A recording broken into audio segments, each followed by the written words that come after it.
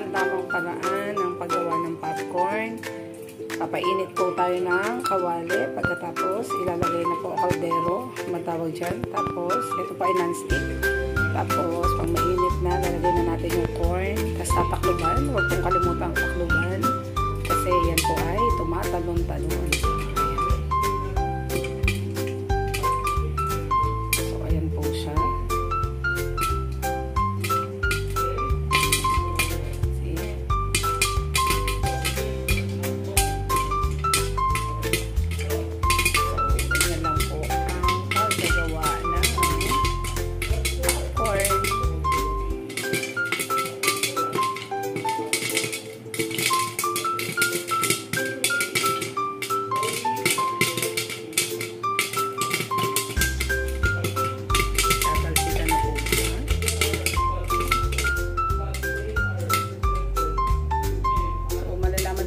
Kapag luto na lahat, pag humihinto-hinto na yan, pag talon-talon at putok-putok.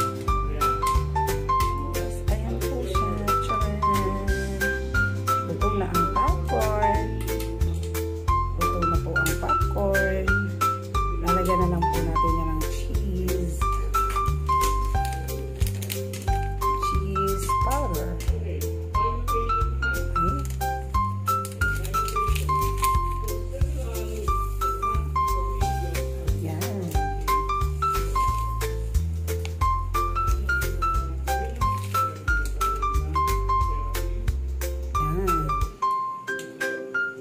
Start siya dyan.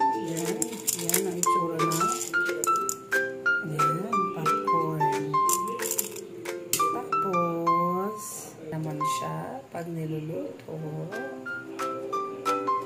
Yan.